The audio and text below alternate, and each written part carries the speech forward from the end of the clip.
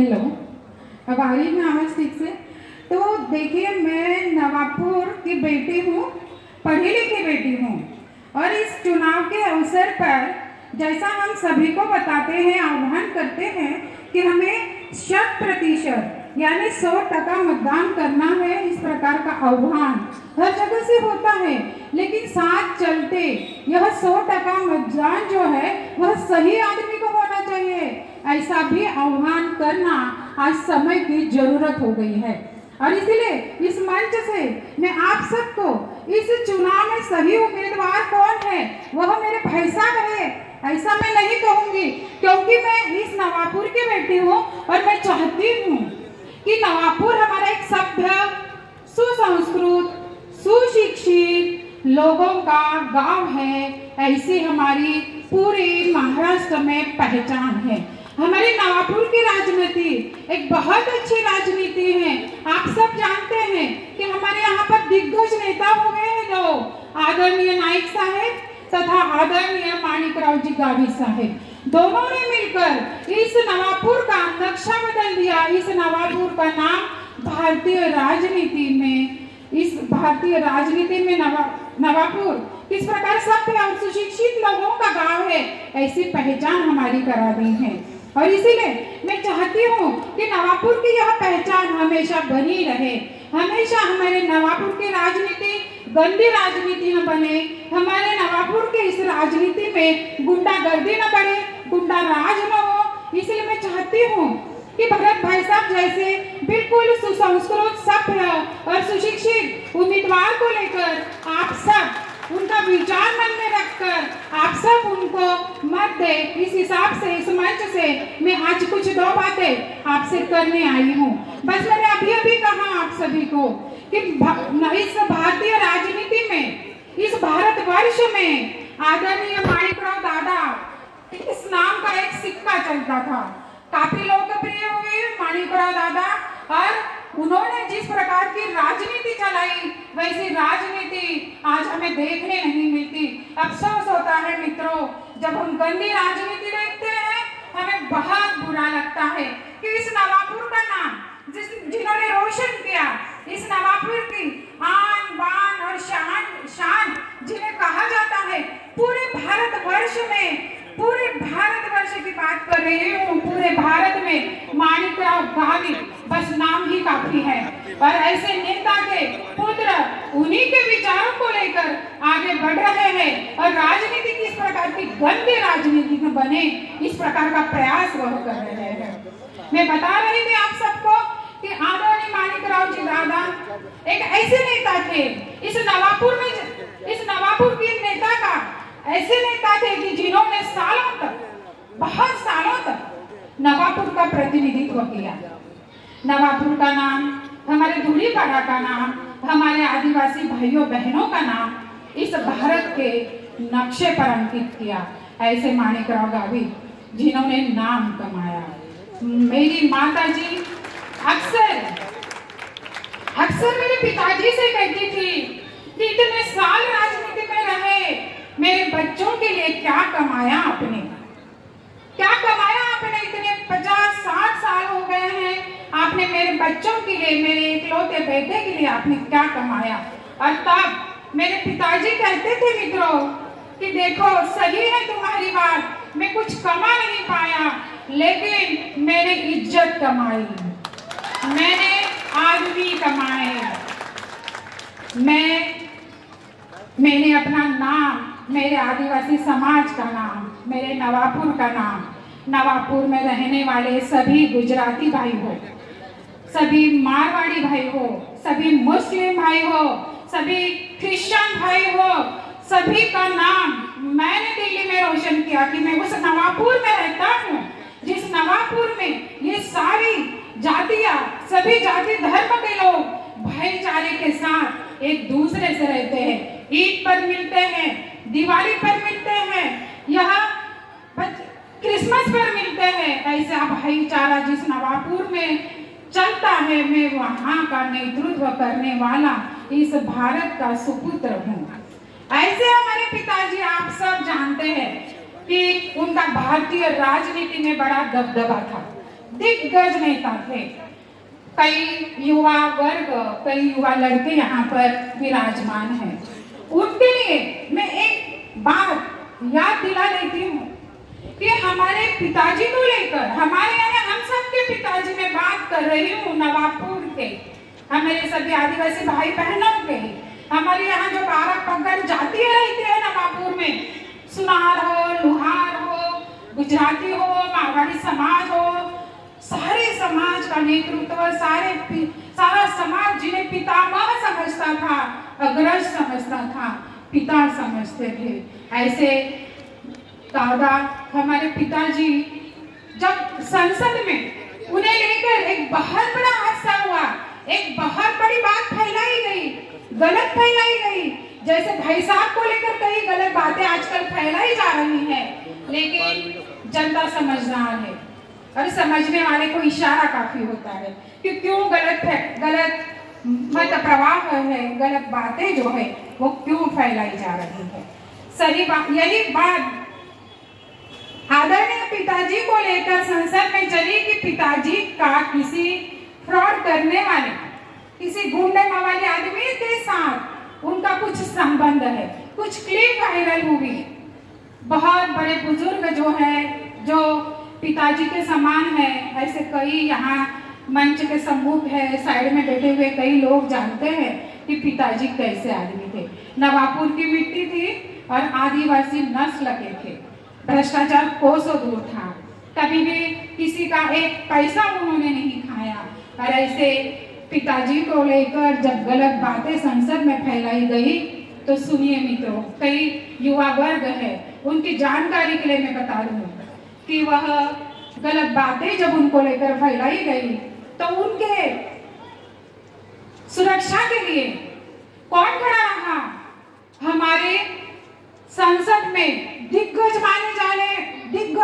माने जाने वाले बहुत बड़े नेता, बीजेपी के हो सकते हैं, किस पक्ष के होंगे मैं नहीं जानती, लेकिन ऐसे दिग्गज जिनका भारतीय राजनीति में अपना एक दबदबा है, अपनी एक पावर है, ऐसे सुषमा स्वराज आप जानते होंगे, ऐसे अटल बिहारी वाजपेयी सब जानते होंगे, ऐसे लाल कृष्ण आडवाणी सब जानते हैं। ऐसे दिग्गज नेता विरोधी पार्टी में थे, फिर भी पिताजी के साइड में खड़े रहे, सीना ठोक कर बोले सबको।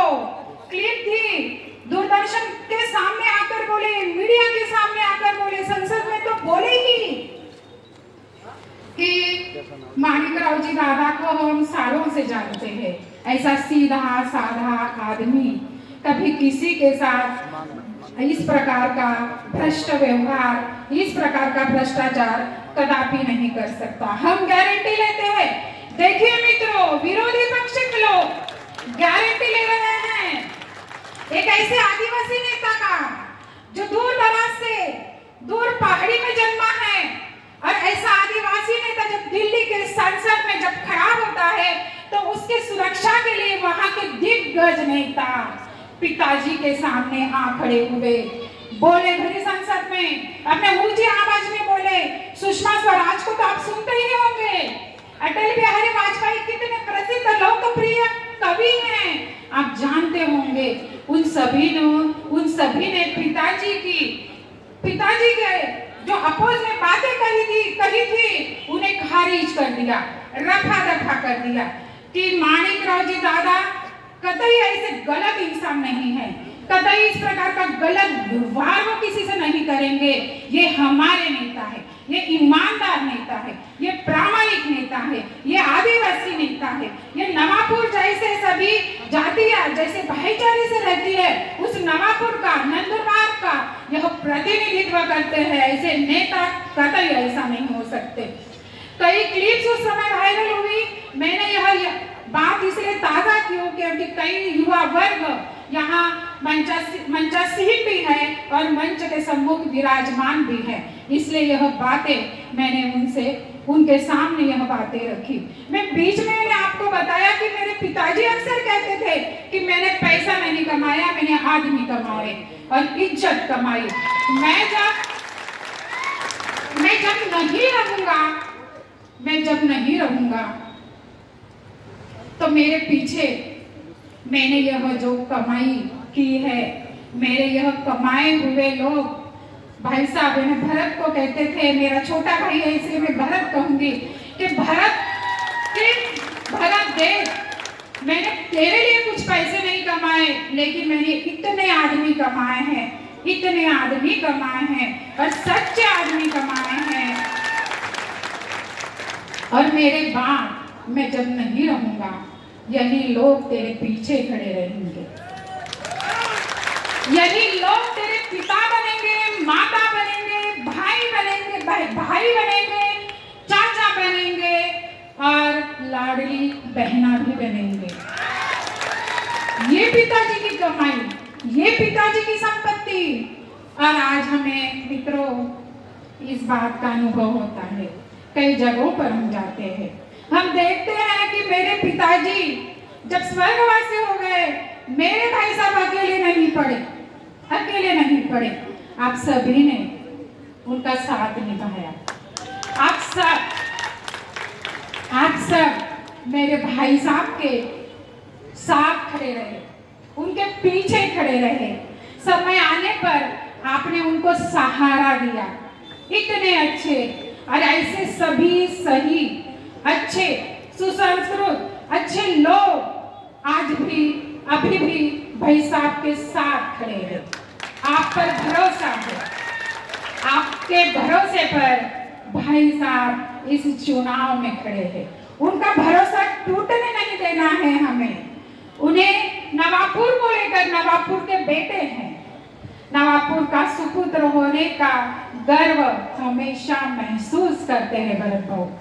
और इसीलिए उन्हें उनका हक पर, हमारे आदिवासी भाई बहनों पर, सभी क्रिश्चियन बांधवों पर, मारवाड़ी समाज, गुजराती समाज, लोहार समाज, सोनार समाज, सभी समाज 12 पगड़ जातियां नवापुर में रहती है, उन सभी समाज का भरोसा लेकर, सभी का साथ अपेक्षित लेकर भाई साहब इस चुनाव में खड़े हैं। ज्यादा बातों को बढ़ाऊंगी नहीं, कुछ दो टूक बातें करते हुए मैं आगे बढ़ूंगी। ऐसे हमारे भाई साहब आज भी हमारे पिता की जो राजनीतिक धरोहर है उसे बहुत बहुत मान सम्मान और बहुत प्यार से, कि मैं अगर राजनीति में अगर मैं आगे बढ़ूंगा तो मैं मेरे समाज की, मैं जब समाज की बात करूंगी तो मैं केवल हमारे आदिवासी समाज की बात नहीं करूंगी, मैं सभी समाज की बात करूंगी, क्योंकि हमारे घर में यह शब्द कभी नहीं चलता। हम सब जाति धर्म और सभी समाज को अपना समाज मानते हैं। हमारा संस्कार है, हमारे पिताजी का रक्त हम सभी के धमनियों में बहता है और इसलिए सभी समाज को साथ लेकर चलने वाला यह नेता है। मदद करते समय इसने कभी नहीं देखा कि सामने वाला, मदद मांगने वाला किस पार्टी का है, किस जाति का है, किस धर्म का है, नहीं देखा। आप कभी भी आवाज लगाओ, भाई साहब आपके सामने खड़े हुए आपको दिखाई देंगे। ऐसे नेता हर किसी को नसीब नहीं होते। आप बड़े नसीब वाले हो, बहुत नसीब लेकर हम सब नवापुर में रहते हैं। ऐसे नसीब वाले सभी का नेता भरत भाई साहब है। गौ माता को पूछते हैं और जय योगेश्वर, जय गुरुदेव तो हम बचपन से देखते देखते बड़े हो गए हैं। सभी सलाम हो, नमस्कार हो, राम राम हो, सब संस्कार बड़े कहे जाने वाले हमारे पिताजी ने हम पर डाले हैं। और इसीलिए हम देखते हैं कि अत्यंत सात्विक धार्मिक स्वभाव के हमारे भाई साहब को राजनीति में छोटे छोटे बच्चे जो राजनीति का क ख ग भी नहीं जानते, ऐसे अनपढ़ गवार भाई साहब को लेकर कुछ अनाप शनाप बकते हैं, गाली गलौज करते हैं। हम जैसों का खून जब खोल उठता है हम उत्तर देना चाहते हैं, भाई साहब हमें शांत करते हैं कि नहीं, हमें वो जिस प्रकार उनकी लेवल नीचे गिर गई है हमारी नहीं गिरनी चाहिए। हम बड़े बाप के बेटे हैं, बाप के संस्कार सबसे बहुत ही उत्तम है, आदर्श है। हम सब सभ्य है, हम बड़ों का चरण स्पर्श करते हैं, छोटों को लाड प्यार करते हैं, और जो दुखी है, कष्टी है, पीड़ित है, हम हमारे भाई साहब उनके आंसू पोंछते हैं, किसी की खिल्ली नहीं उड़ाते, किसी को हंसते नहीं। हमारी बड़ी दीदी जब स्वर्गवासी हो गई थी, कई लोगों ने यहाँ पर पार्टियां की थी, हम जानते हैं, लेकिन हम उनका नाम यहाँ से, इस मंच से हम उनका नाम घोषित नहीं करते। ये हमारे संस्कार है। हमने कभी किसी को गाली गलौज नहीं की, अनाप शनाप नहीं रखा, हमने बड़े बुजुर्गों का आदर रखा, चरण स्पर्श किया, लाड प्यार किया। बड़े, बहुत बड़े भारत भर में जो लोकप्रिय हुए, जिनके नाम का सिक्का चलता है, माणिकराव गावित, उनके भरत भाई साहब बेटे हैं, उन्हीं के जैसे उच्च विचारों वाले आदर्श भाई साहब। देश का नेता कैसा हो? भरत भाई साहब जैसा हो। देश का नेता कैसा हो? भरत भाई साहब जैसा हो। जब पिताजी थे, पूरे भारत भर में स्लोगन बन गया था कि सीधा साधा मानिक दादा, सीधा साधा मानिक दादा। मैं उसके आगे चलकर कहूंगी कि इस नवापुर का, हमारे आदिवासी लोगों का, क्रिश्चियन बहुजन समाज का नेता कैसा हो? भरत भाई जैसा हो। इस समाज का नेता कैसा हो? भरत भाई जैसा हो। मैं बताना चाहूंगी मित्रों आप सबको कि केवल हमारे भाई साहब ही नहीं, तो हमारी जो भाभी है, बिल्कुल इनके कदमों से कदम मिलाकर चलती है। नवापुर में दोनों अत्यंत सक्रिय है। धार्मिक कार्यक्रम है, गणपति का है, नवरात्रि का है, या तो फिर क्रिसमस है, सभी धार्मिक कार्यों में दोनों भाई और भाभी दोनों साथ इस नवापुर में अपना गांव समझकर घूमते हैं। अपना गांव है, अपनी मिट्टी है, इस नवापुर के मिट्टी के संस्कार उन पर हुए हैं। और जब देखिए, थोड़ी अलग बातें करूंगी मैं, 2 साल हुआ कि मुझे व्यक्तिगत मैं थोड़ा टूट सी गई। भगवान ने मेरा सब कुछ छीन लिया, और भगवान ने मेरा जब सब कुछ छीन लिया तो मेरे जीने का भी मन नहीं था। ऐसे में हमारे भाई साहब मेरे साथ खड़े रहे कि तू अकेली नहीं है, तू नवापुर चल, सभी नवापुर तेरे साथ हैं, सभी नवापुर में आकर अगर तू रहेगी, अकेलापन महसूस नहीं करेगी। और ऐसे दुखी दिनों में मेरे भाई साहब, मेरे भाई साहब, मेरी भाभी और मेरी 2 बहनें मुझे नवापुर लेकर आई। अब मेरी मिट्टी में फिर से मुझे सांस लेने की हिम्मत आई। मेरा हौसला अफजाया किया मेरे भाई साहब ने, मेरा हौसला बुलंद किया मेरे भाभी ने, मेरी बहनों ने। ऐसा परिवार जोड़े रखने वाला यह हमारा परिवार है। भरत भाई साहब है, हमारी भाभी है, सब कुछ केवल हमारा परिवार, हम 3-4 लोगों तक सीमित नहीं है। हमारा परिवार बहुत बड़ा है मित्रों। नवापुर, पूरा नवापुर तहसील हमारा मित्र है। और आज मैं कहना चाहूंगी, जब चुनाव का अवसर है, 2 दिन में चुनाव आने वाले हैं, मतदान हमें करना है, तो इस मतदान के दिन हम सबको बहुत सोच समझ कर, आंखें खुली रखकर हमें मतदान करना है। मैं कहूंगी अच्छे उम्मीदवार को मतदान करना है, सभ्य सुशिक्षित उम्मीदवार को मतदान करना है। मैं कहूंगी आप सबको कि ऐसे सुशिक्षित और सभ्य उम्मीदवार भरत भाऊ के सिवा कोई और हमें नहीं दिखाई देता। देखिए भाइयों, मैं बताना चाहूंगी आप सबको, भरत भाई साहब ने पार्टी बदली होगी, उनका खून नहीं बदला, उनके संस्कार नहीं बदले, उनके विचार नहीं बदले, उनके जो समाज सेवा की उनकी जो भूमिका है वह नहीं बदली। इसलिए जो लोग हैं उनके पास कुछ, विरोधकों के पास इनके लिए कुछ मुद्दे नहीं है, और इसलिए कहते हैं कि पार्टी बदली है। पार्टी बदली, खून नहीं बदला।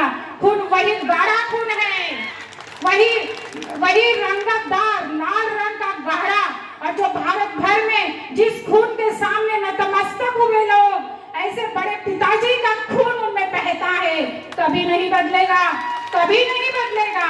और इसीलिए इस चुनाव में हम सबको, हम इस चुनाव में हम सबको पार्टी नहीं देखनी है, हमें इंसान देखना है।